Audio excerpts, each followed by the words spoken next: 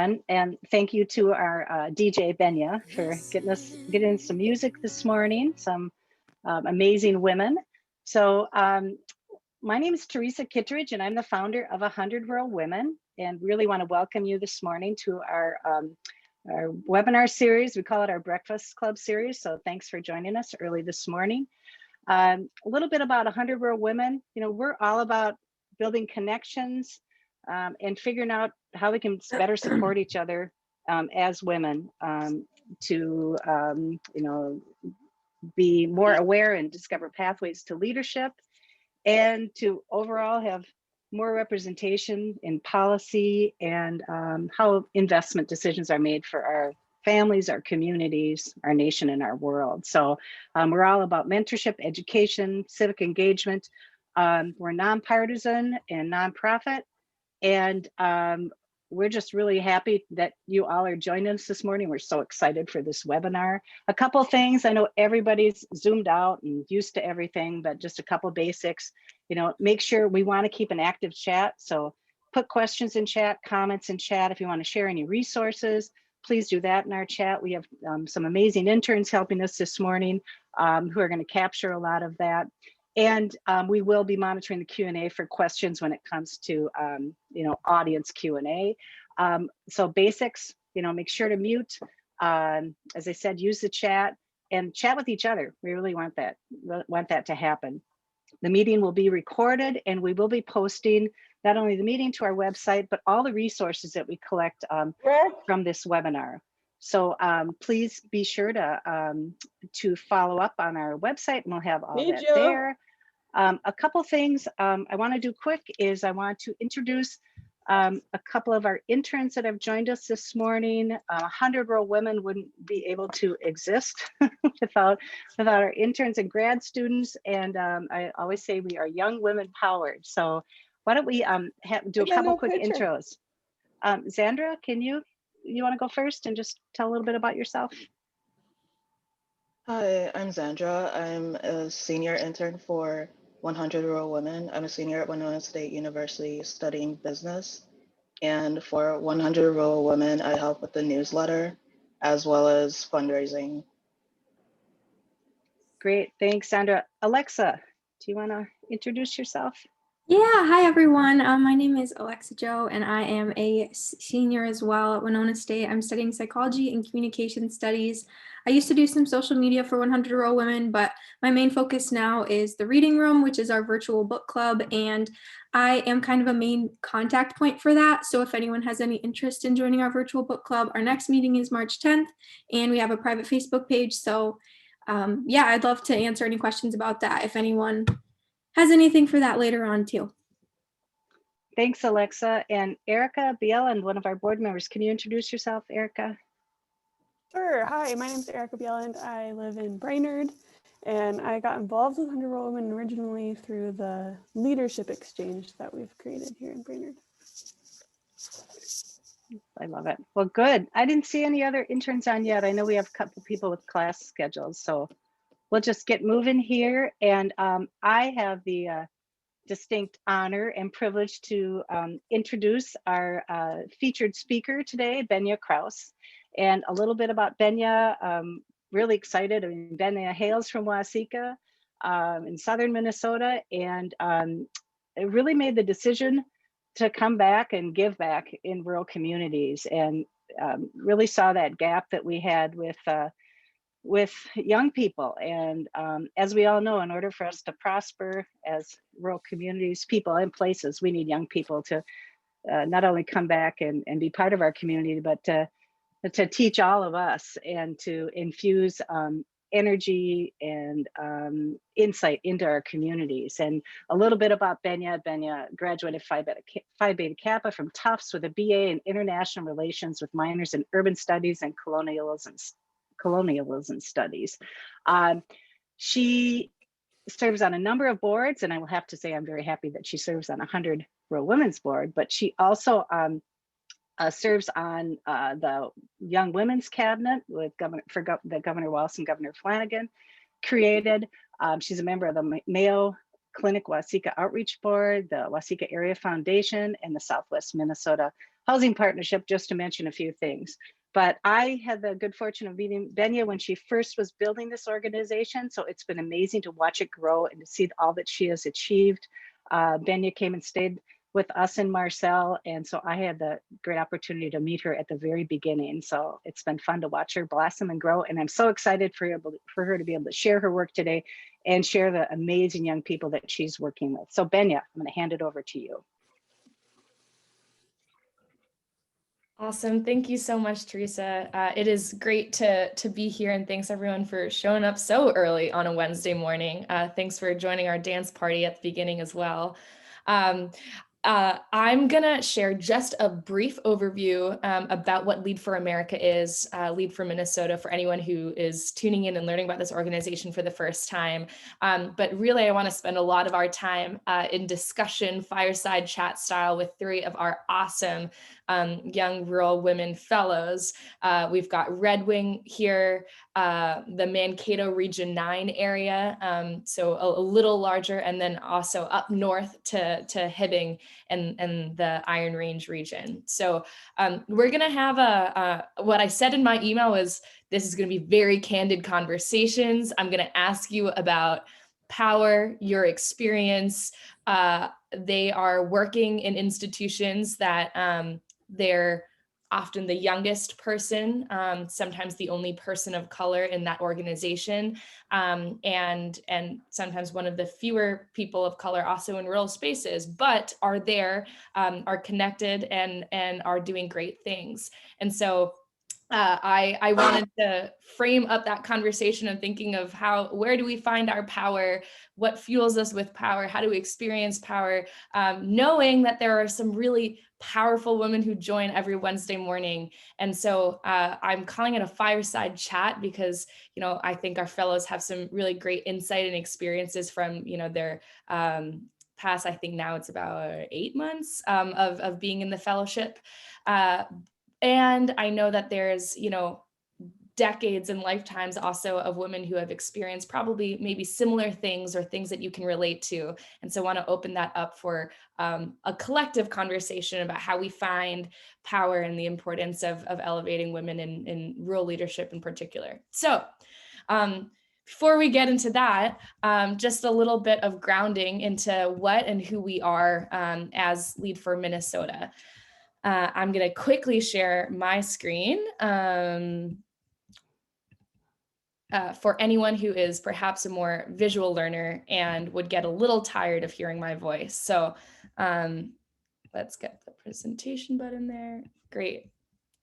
So I like to call, Lead for America that we're a movement of homecoming. And when I talk about homecoming, I really love this definition, coined by Wes Jackson, made popular by Sarah Smarsh. But it defines homecomers as residents and advocates who remain committed to places where society and the economy would have them get out. They are preserving and strengthening the vibrancy and inclusiveness of small towns, rural lands, and misunderstood communities that headlines claim are dying. And what I love about this, and why I've bolded some of these key words, is that homecoming, to say a place is home, is not necessarily a place where you were born and raised and are returning to.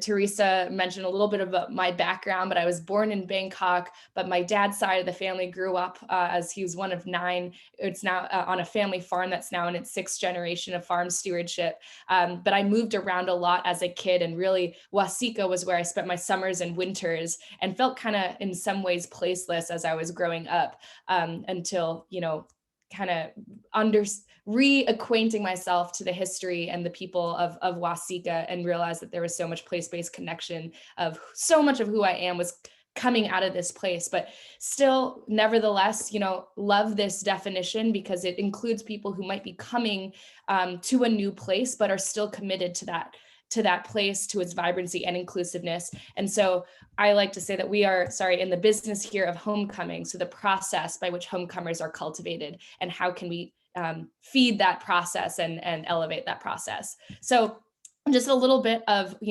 what our scope is and our reach. Lead for America is a relatively new organization. We were founded in 2018 and have since launched both the National Hometown Fellows Program, where we have now 106 Lead for America fellows across 26 states, but we also have 20 fellows in our inaugural year, launched this past August, 20 fellows serving communities all across Minnesota. We are excited to also be a Serve Minnesota Americorps program. So our fellows also serve alongside our Americorps members and are part of that national service movement as well. I'm going to zoom in, as I always do, on Waseca, Minnesota, which is where I'm calling from, and is our hometown headquarters and our demonstration city. We have Anna Pollock, our deputy director, also on this call, another Waseca homecomer who's come back to help lead our organization as well. And when I say demonstration city, we also on staff are also committed to doing exactly what our fellows are doing, of how do we commit to revitalizing and engaging in our community, with having it be a sort of learning lab for how fellows are also making change in their hometowns. So real quick, what we've done, we do a lot of recruitment. We've had over 5,000 nationwide applicants so far. Here's a little bit of the demographic breakdown. So a pretty diverse cohort as well. 72% are women, 55% non-white, and 47% are actually first-generation college grads. So pretty intentional with our recruitment. We identify host projects as well. So here's a little bit of, I think that currently in 90 host sites, and you can see kind of that breakdown of where fellows serve. And we train them. So we, prior to COVID, had planned a 1-month place-based training with faculty from 3 U of M campuses. Due to COVID, we've kind of had to turn that into 4-week-long virtual trainings, but excited to kind of get back into the in-person experiential learning piece into this next year. I see that there's some U of M extension folks on this call as well. They've been, Fawn Sampson has been a pod leader with us in training, especially our Native fellows. As you'll see, we have fellows serving in 3 Native nations. And then finally, this piece of growing an alumni force. So some of the things we offer there. I'm going to go through these slides just super quick, but when we talk about the multiplier effect, fellows kind of go through, each of these, every quarter of the fellowship, this piece of connecting with the community, understanding what opportunities exist, and then spending their second year on how can they engage young people in their current community, recruit other young talent to see these opportunities in this way. But in many ways, the fellowship is developing workforce through this piece of attracting and retaining young talent. The second piece and kind of the crux of the fellowship is the project scope. So bringing added capacity to local challenges. You'll hear from our fellows about some of the things that they are working on. Here's just 2 snippets here as examples from our national cohort. And then finally, their community adventure. So we believe that being proximate to the challenges also gives you an innovative eye for what can be created or kickstarted or lifted up. So here's just a few examples, and you'll see Tiyah here as well of what are some of those creative ventures. And also kind of see the level of both satisfaction and over the past year from our hosts and from the national side over the past 2 years of the amount of funding as well that fellows have been able to leverage to their communities. Real quick, as we're looking into 2021, we're bringing on another cohort of about 15 to 20 additional fellows. Here's from, as of January 1st, this list has grown, but some of our pre-confirmed placements of where we're going to also be hosting fellows into this next fall. So you'll see some of, hopefully maybe some of your communities here, but also we're looking into regional clusters as well of how can we be thinking of, similar to the Iron Range with Liz, a grouping of fellows to be able to be working on different things, but also in connection to one another. So I'll pause there and end there and dive into conversation with our fellows. But if you have any questions, want to give you my contact information here at the bottom of the screen, please do feel free to reach out, especially if you are in a community that might be interested in hosting. We'd love to talk about what that might look like for your community. Awesome. With that, I'm going to dive in and introduce the real stars of today's conversation. I'll have them share their a little brief introduction of just, you know, where you are serving and where you call home. And then we'll kind of dive into some of the fireside chat, and we'll leave definitely some good time at the end for any Q&A as well, both about the fellowship program or about their experiences. So with that, Liz, if you want to just introduce yourself first about where you're serving, where you call home. Hello, everyone. My name is Liz Block. I am serving in Hibbing and Chisholm school districts to improve mental health resources. So that's actually really close to where I call home, which is Mountain Iron. So really this like whole little range cluster of cities. I am very familiar with Evelyn, Virginia, and now I'm getting to really get to know Hibbing and Chisholm as well. So this whole area just feels very much at home with me. So happy to be working here. Thanks, Benya. Thanks, Liz. All right, over to you, Tiyah. Yeah, I am in Redwing, Minnesota, and I am serving with the Redwing Ignite organization. Awesome. And where'd you call home before? So where I called home before coming to Redwing is actually just right across the bridge in Bay City, Wisconsin. We are on one of the back channels of the Mississippi by Lake Pepin. Awesome. Thanks, Tiyah. And last but not least, Alejandra, we're just making our way this way through the state. So hi, everyone. I'm Alejandra. I'm currently in Mankato, Minnesota. I'm serving in Region 9 Development Commission. And the question of home, it's really troubling and anxiety-inducing for me because I've been in the US for a couple of years now, but I was born and raised in Colombia. So home is Mankato for me as well as Colombia. Thanks, Alejandra. So my first question for you all, and you kind of addressed it, but in terms of where you're working, but want to kind of go deeper with this question of saying, you know, what big challenge are you tackling in your community? And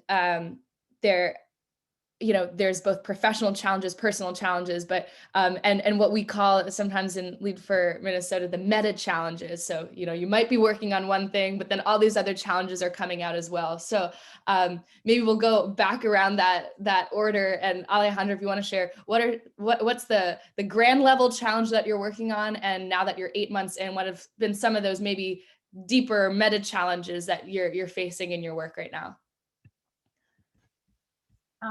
I came up with a few, and the number one was through my listening tour that I identified and that a lot of people I connected with talked about. And it's the fact that young adults and recent graduates leave the community as soon as they graduate. Like they feel like there's not enough room for growth, especially in the Mankato area. And I've seen this myself with my friends who graduated from the master's program. They feel like there's no room for professional growth in the Mankato area. So that's one of the number one issues I came around when I was doing my listening tour. And then another one is diversity in entrepreneurship. We are working on supporting people of color and want to promote inclusive entrepreneurship because we know different communities have different needs. And sometimes the generic and common resources that we offer might not meet everyone's needs. So we're focusing on that too. And then third, we're focusing on supporting businesses now through COVID. So trying to find ways and tools through grant applications that we can support industry right now. Awesome. And Tiyah, over to you. I would say one of the biggest challenges that we are facing in the placement that I work with really speaks to like our mission and vision at Redwing Ignite, because we are working big picture on rural innovation. So that's just rewriting that narrative that people envision when they think of rural communities. And what we do at Redwing Ignite, we tackle that in different realms, whether it be workforce development, entrepreneurship, and then economic development. And with workforce development, we we've reached out to like the youth and having them reinvest in the community. You know, we have Burke Murphy, who works really heavily in that realm, and with her programs like Learn and Earn, she's reintroducing these like high school students into the prestigious manufacturing partners that we have right here in our backyard. So that just kind of works on that, building that generational pipeline of youth workers in the area, and just showing them that you don't have to go far to find a really good job here, and you can, you know, get your degree and stay in your hometown and work in that matter. There's also, her focus is on like career pathways, and we are actually working now on a grant to really support like youth at work, to help them explore different pathways in 2 different fields that are in high in demand right now, which is like healthcare and IT.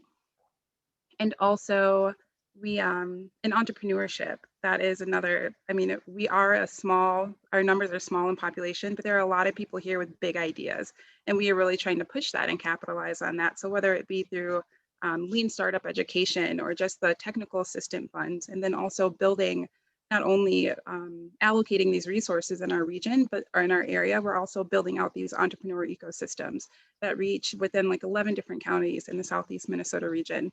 So we definitely work better together, and we are trying to build that here, not only in Redwing, but then our surrounding communities as well. Thanks, Tiyah. And over to you, Liz. What's your biggest challenge you're working on?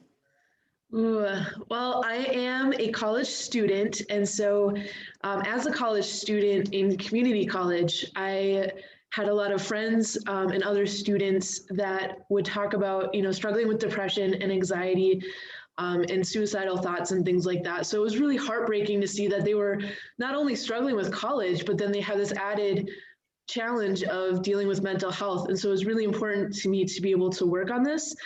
So through LFA, I am working with the schools K through 12 and the community to improve mental health resources. So that's, you know, ensuring that we have resources and that they're marketed in an accessible way so people are aware of what's available to them. And then kind of on like what Alejandro was saying is there's, you know, communities have different needs. So really being sensitive to communities of color and like the LGBTQ plus concerns, as well as mental health as a whole, is really important. And then on a larger scale is the social connection. So people from each city have been bringing up how great collaboration and teamwork would be between the cities here. And so community work currently feels siloed. And so what I would like to do is try to help bridge the gaps in relationships between the existing community members, greet the new residents, and welcome back visiting or families that are returning home. And so that way the initiatives will have exponential impact once people are working together. Awesome. Those are some hefty challenges. And as I was listening to each of you talk about, you know, your project scopes and what you're doing, it's interesting too that as young rural women, I think actually in all of your cases, you have rural women leadership that have brought you into the fellowship as well. I'm thinking of Redwing Ignite, run by some awesome rural women. Jen Hoffman, a city councilor in Hibbing, was the whole reason or person who brought the 4 Iron Range fellows together. And I know the school district superintendent in Chisholm is also a woman too. And Alejandra works at Region 9 Development Commission, also run by a good friend and really dynamic female leader too. So I just wanted to lift that up of just thinking, you know, to frame this next question, I suppose, of, you know, what is your superpower, and what unique value do you see yourself, your power bringing to this space and the work that you are in? And also maybe, you know, where do you find your biggest power boost as well? So when you feel like your superpower is diminishing, what and who do you look for to restore that power back? So yeah, maybe Liz, we'll start with you. But what would you do? I know there was a series of questions there, but as you're now 8 months in, I'm sure have seen the way that you need to be working in your community. Where do you find your biggest superpower or value that you've been providing to this challenge? Yeah, it's kind of a big question, Benya, that like you kind of know that it's happening and it's on your subconscious, but I guess I never thought about it on that level. So I think probably my superpower is I am totally fine asking so many questions. Like, no matter the situation, I will always want to talk to people and get to know more. So I'm just fascinated with what makes people tick, what they're passionate about, what their hobbies are, you know, what they're struggling with, and who they need to be connected with to be successful. And so I think that's really why I thrive on community work, is it really facilitates that. And then some of the things that will deplete that are kind of the people that look at me and say, well, you're really young to be doing this, so you need to sit down for a bit, listen, and then maybe we'll see. And I love listening and being patient and learning.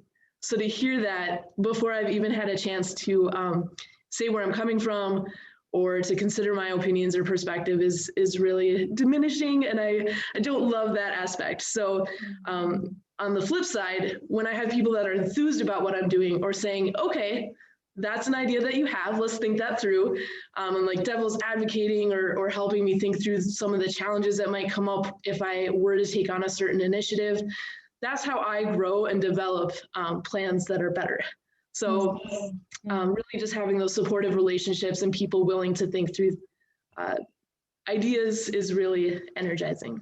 Mm-hmm. Yeah. Yeah, I know. I find often too, I mean, even thinking of young people or high schoolers in Wasika, right? I think the community can be like so like confused of why people want to leave, or you know, or when they hear that they're saying that there's nothing to do here and things like that. And I think sometimes we get into this piece of, when I look at the leadership in even my town, we rarely do actually bring young voices into the fold in it, right? And I think it creates sometimes this piece of like, oh, the adults got it, don't worry, like we'll take care of it. And then I think it then is hard to feel like you can stay in a place when you haven't been asked or when you haven't been able to run with an idea. So that a lot of that resonates with me as well. So thanks, Liz. And yeah, Alejandra, what would you say your superpower is? And I know you're working, you know, on in a place that is kind of a 9-county region in many ways. Where have you seen, you know, your superpower emerge in both the office and in the Mankato community? I think that's a tough question, but if I had to pick, I would say maybe the different identities I hold. I hold as a young person, as a person of color, as a foreigner. I think that would be my superpower, because I can bring in a fresh perspective into the work I do. I can bring in a different perspective. My lived experiences are very different from the people hold in my office. So I think maybe helping change misconceptions they have about people from the Hispanic community, or maybe about youth. So I think that's been the most impact I've had. They bringing a fresh voice into the work I do, and maybe bringing in some ideas that they wouldn't have otherwise. Yeah. Did it take some time to discover that like that identity was a superpower? You know, in terms of being able to share maybe like more of, I'm curious as just like, what does it look like, you know, day to day, of what it means to bring your identity and feel like your identity can show up in the work that you're doing? I think it did at first, because I don't know if it may be a cultural thing, or maybe as a foreigner, sometimes we tend to assimilate, and we tend to put our culture, our ideas in the back, and maybe we're afraid to share. But I guess now in my workplace, it's been encouraged for me to share my ideas, share what I feel like, especially coming from Colombia, which I'm coming from a big city. I have very different experiences, and I feel like I have a lot that I can share and help reframe things in a different way. So I think it's been appreciated in my workplace, and that's made it easier for me to come forward and express my ideas. Yeah. Tiyah, what about you? Where do you find your superpower? I did have a quick question in the chat that I wanted to answer. Yeah. Could I touch on that?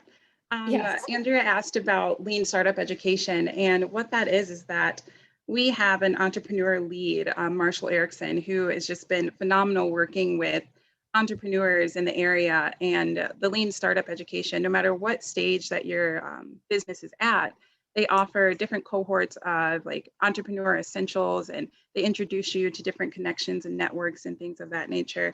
But then he also spends that time to do some one-on-one mentoring with different entrepreneurs. And they create these spaces where you can grow your business, but then also they give you the opportunity, they call them pitch events, where you can pitch your ideas to different investors or different community members that can also help you build from that startup stage. So that was just a really light touch on what lean startup education is. And you can find that also on our website. But to answer your question, Benya, like you said, I work in an organization that is just run by women that I consider to be powerhouses. They, when I came in, being the only person of color and being the youngest person there also, I kind of offer, like Alejandra said, a different like perspective on the community, and also not necessarily being from Redwing, because Redwing is definitely, I would say, generational ties a lot in Redwing. So just being that outsider and then coming in and having that different like cultural lens, I offer a different perspective to different things. And then about superpowers, we actually did a Strength Finders team building activity yesterday. So I learned that I am a learner, an intellect and input and context. So things of just really being, I call my superpower a sponge, just ready to soak up all the knowledge from anywhere that I can, and really utilize that to be strategic and mapping, and then being futuristic and visionary. I really enjoy those things of how can I help? How can I do that in an effective and purposeful manner? And then how can I move everyone along with me, keeping our future goals in hindsight?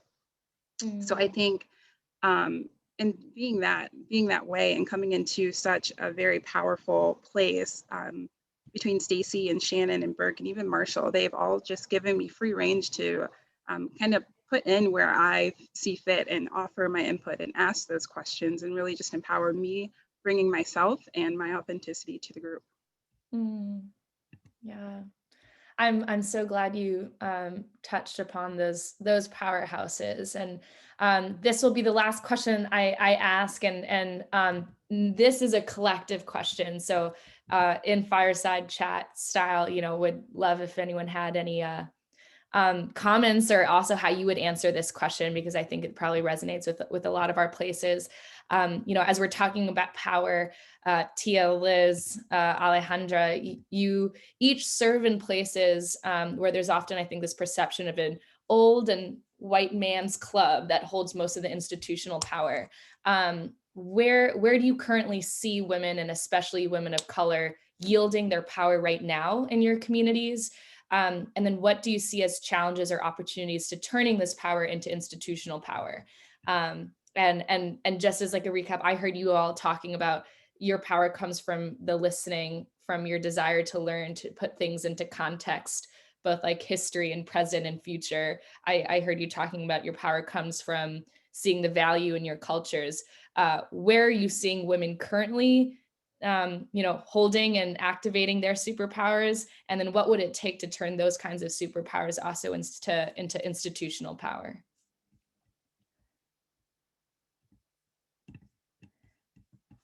And I should call on people, because I know that was a loaded question. Maybe Liz, we'll kick it off with you. Where do you see the superpowers of the women in your community currently? Thanks, Benya. I appreciate being given the opportunity to go right away. So yeah, this is a really great question, because I've definitely heard that thrown around in conversations here, like it's a good old boys club and all of that. So actually, I think it's really refreshing, because right now we're on kind of like a turning point where I'm seeing women run for local office, and I'm seeing a lot of new faces in places that there weren't before. So some examples of that are on City Council in Chisholm, there's April Larson. You have Cheyenne Miklo Raha.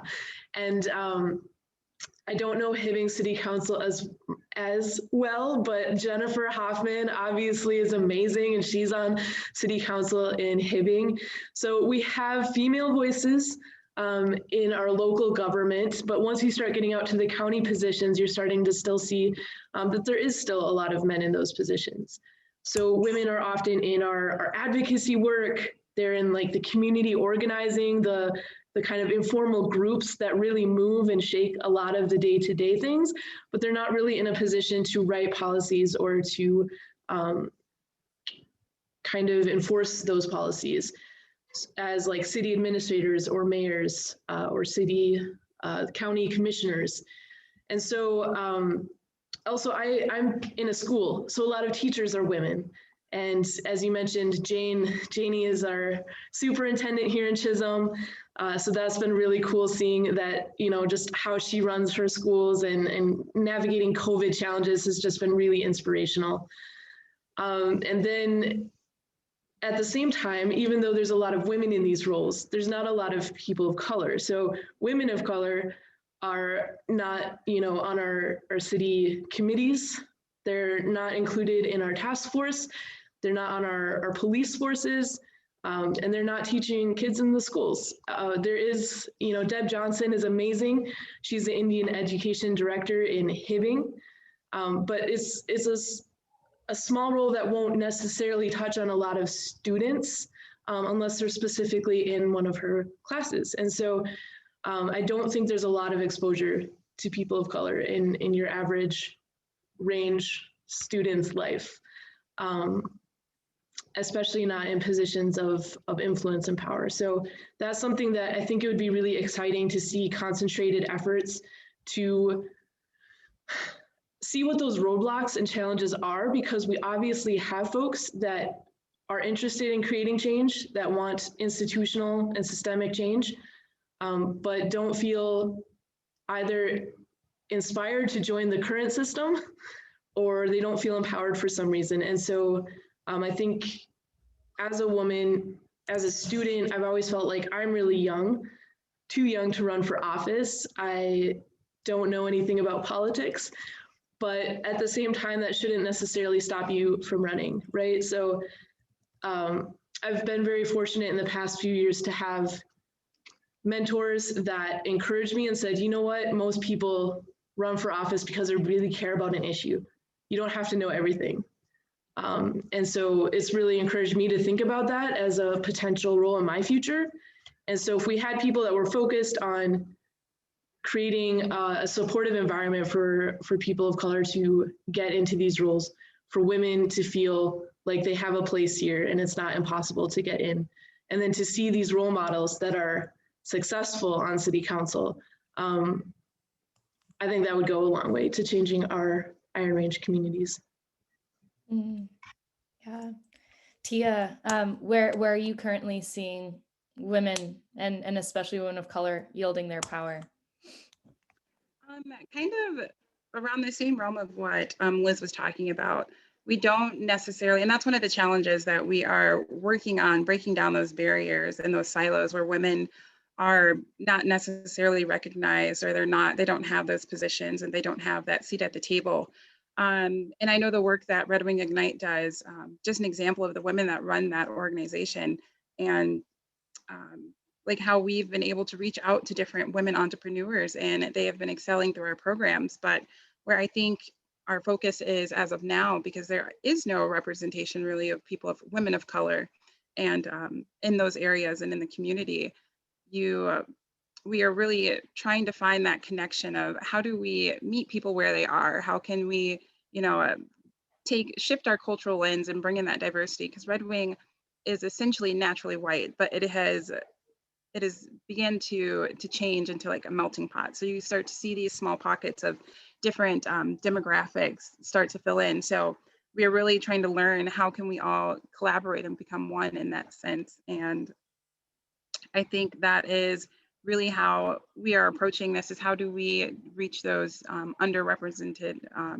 individuals in that population and those underserved people as well.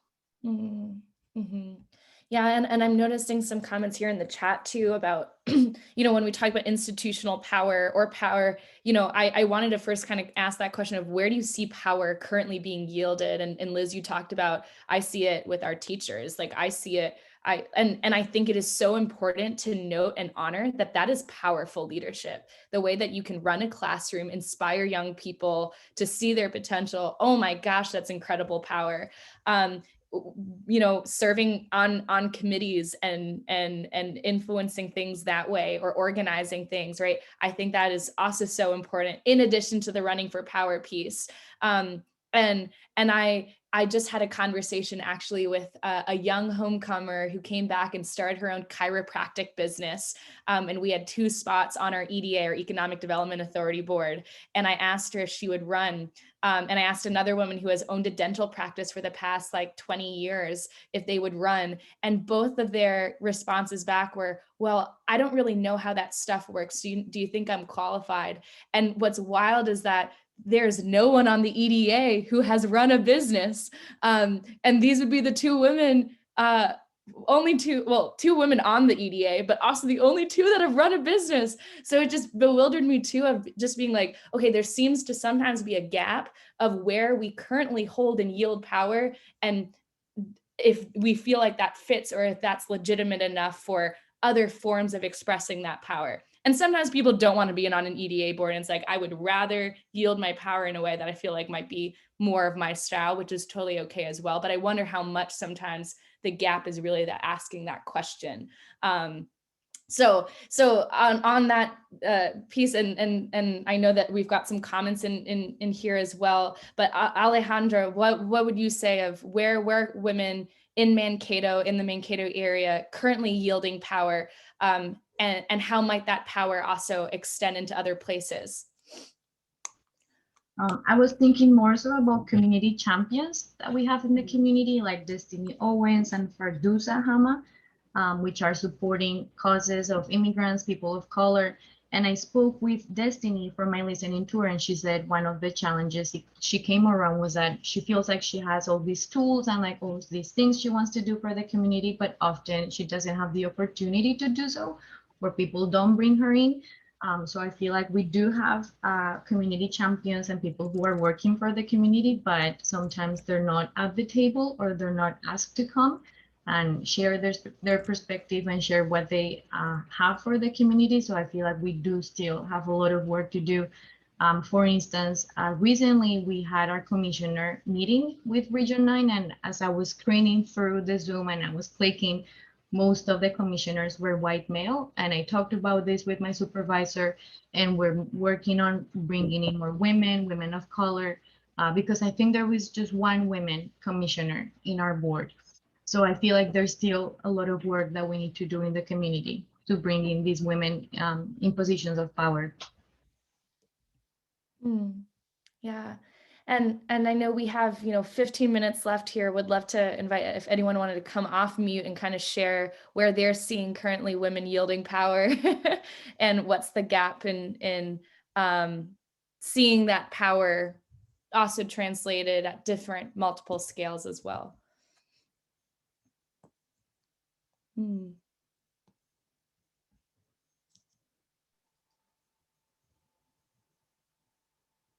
Yeah, and I see this question from Linnell. How do we invite others to our table to increase our diversity without making them feel as though they are a token effort and are being asked to represent an entire group of citizens? Yeah, great question.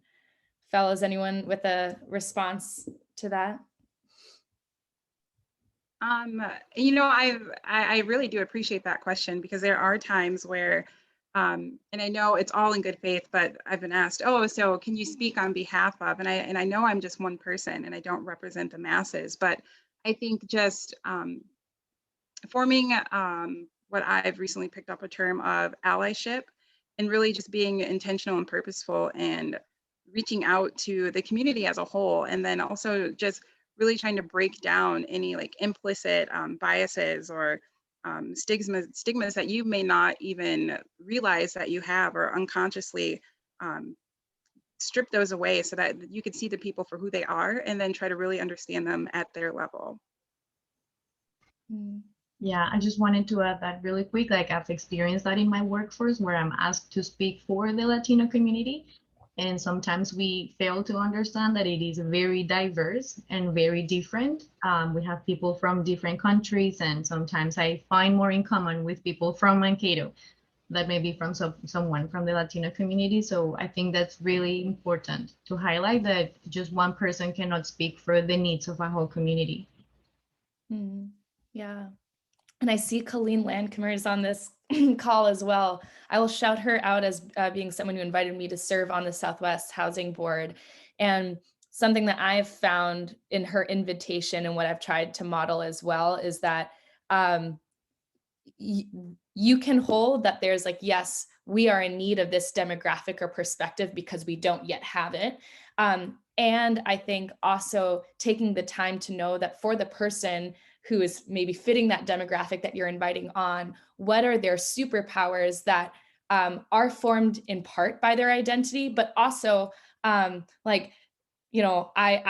like to think that I have more to offer. My superpower extends just based on beyond from what my identity holds, and being able to be recognized and seen and called in for, an opportunity that really lifts up my superpower is I think for me personally when it's felt the most meaningful, because I will say Anna Pollock here can attest that I'm pretty bad at tech and social media.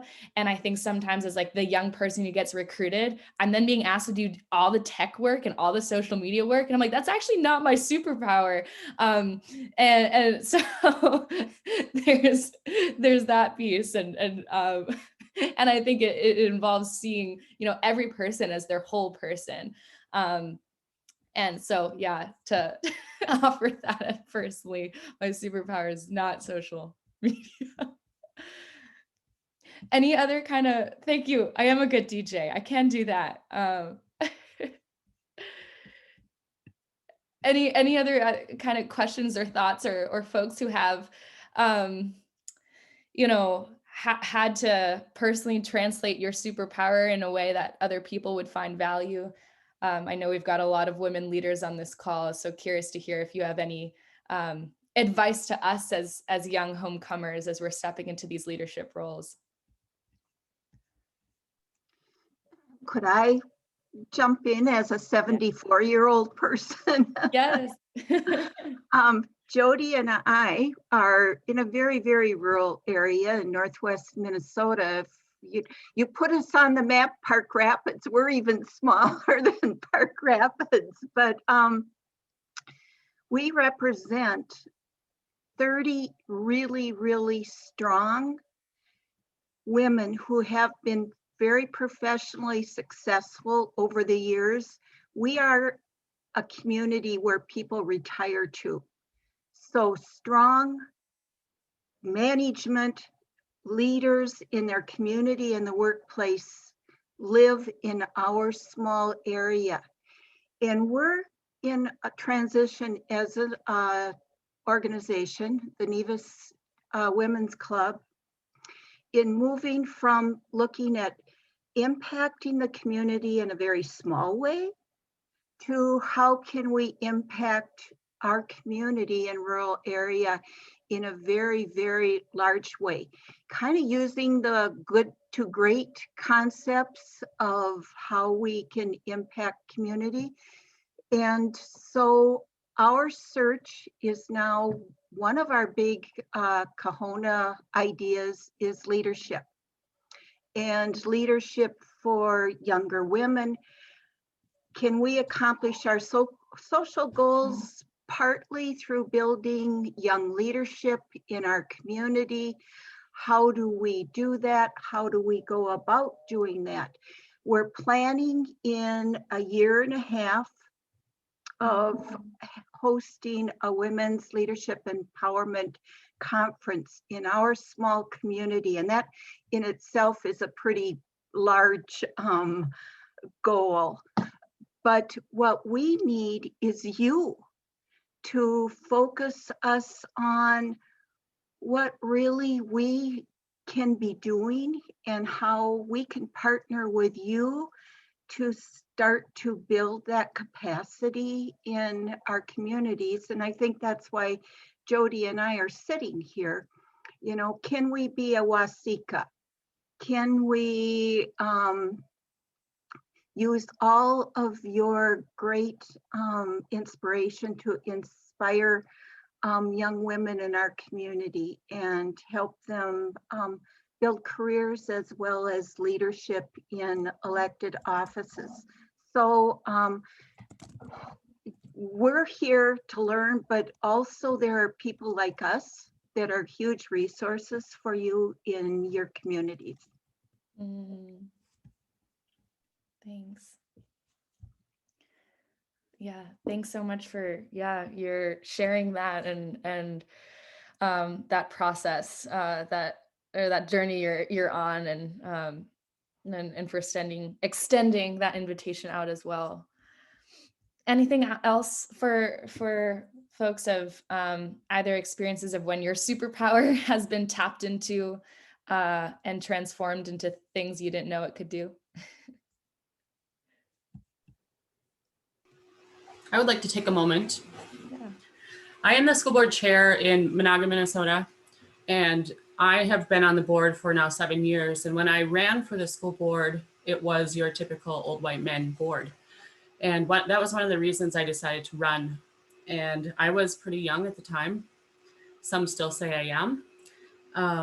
And I would just like to encourage anybody who's interested in a political position to look into it, because you learn a lot, even in the process of learning to run, and you get a ton of training after you've become an elected leader, whether that's city council or school board or county commissioner. And I would just like to say at this time, we now have an entire school board of women. So we've totally changed the dynamic in our community. And I will say that I do love the balance of men and women on a board. And so we are trying to go the other direction and still balance that and take men's perspectives as well.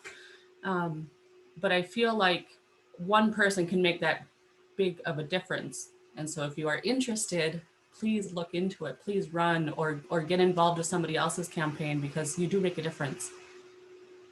Yeah. Wow, what an inspiring story or transformation. And I think actually, I'm really glad you picked, you pointed on that piece too of like, actually, the balance of having like men and women voices is actually like, the phrase of like old white man, right? I will say some of my biggest mentors are also older white men. And so I feel like sometimes actually the key word, right, is more so like the piece of club of a club can mean so many things, of like club as in, I support people within this club and we like elevate one another, and also kind of used sometimes if that benefit is only within a certain circle, then the club just starts growing, but internally. And so, and I'm sure there's also cases in which like there's other forms of clubs that aren't necessarily just like old white men, but still are having some of those qualities of club internally expanding, right? And so I wonder how, I feel like everyone who's spoken has been talking about the invitation and the power of that invitation. How do we expand maybe our notion of club, where, the invitation that comes from some of my older white male mentors and champions are open and inviting and see me also as a valuable member to be brought into this club of leadership, that it becomes less club-like and more of community-like. I would love to join an old women's wisdom club. Yes. Yes, I love that. Yeah, Anna. Yeah, I wanted to come on too, because I work, as you heard, with Lead for Minnesota, and I have the honor and privilege of working with every single fellow on our inner cohort, and also in turn working with the hosts. And one just nugget that I have taken with me from a host happy hour that we had not too long ago was, I'm not going to out them, but it was a powerful female leader up in northern Minnesota as well, and said, it's hard for me to balance the line between being motherly and then being a leader. And speaking to, a group of incredible women, and like, hearing that from her broke my heart a little bit, because and then in turn the moderator of that call said, actually, I would implore you not to stray away from that motherly instinct that you have, because I think that really is a power within itself, a superpower within itself. And I think that, of course, there's this conversation around like women holding a lot of emotional labor and feeling like they have to be that motherly figure, and especially in an older generation of women have to carry that role. But I do think, like, if it's something that comes natural to you and something that you feel is your superpower, that as a young woman navigating the waters of life, it feels really great to have those mentors that are women, that have gone through experiences that you've gone through. And I just think that there's real power, to your words, Kathy, of that leadership role of how do we like bridge that gap between young, professionals and the generation that is experienced. I honestly feel really comforted by women who have gone through the ropes and who have been able to, forge this path for me in a sense. And I think there's a lot of superpowers on this call too, just in terms of how do we balance the line between leadership and like this kind of motherly instinct. But I think that those two go hand in hand. And how beautiful, like how beautiful that we get to like have that as women. So that's my 2 cents. I just am, I'm feeling a lot of love for everyone on the call right now as rural women. Yeah. All right. I know we're getting to the 9:30 mark. So thanks so much for taking some time to listen to both our organization, some of these stories. Thank you to our fellows, Alejandra, Tiyah, Liz, and Teresa. We'll hand it over to you to close us off. Well, thank you so much, Benya, and all of you that presented today. I think it gives so many of us inspiration, and I know when I visit with Benya and to meet all of you, it just gives me such hope for the future and the future of rural America. So I'm just thrilled. Just a couple things to close. We will have, as I said, we'll have everything up on the website. We will have this webinar up in sections. We'll share with people, and Benya, we'll get Benya's PowerPoint and share that, because I know we had to go through that a little fast, but any information, resources that you want to share, let us know.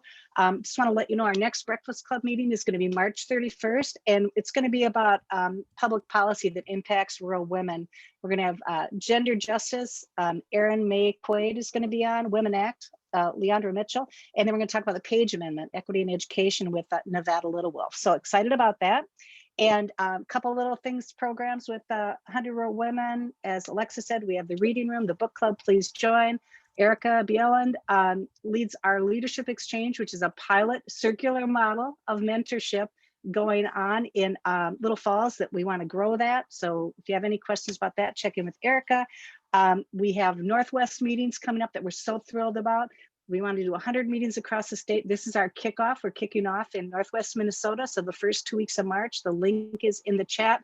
Go to our website. We would love to have you join. If you live in Northwest, or if you have a connection to Northwest, we're looking at 16 counties. So please do that. And then I just want to recognize Heidi Holton's on today. And last night, KAXE and KBXE hosted a focus group for women of how are you doing during COVID? And it was probably one of the coolest experiences, Heidi, that that I had. It was such a deep, rich conversation, and it just showed me how much we all need to figure out how to better connect and support each other during these times. So I want to thank Heidi for that, and for always getting me on the radio to talk about 100 Rural Women too. But I know, Heidi, you're thinking about doing a couple more focus groups, or yeah, it's great. So we'll keep you posted on KXE. I know they're going to do a report out on that, so we'll share that link.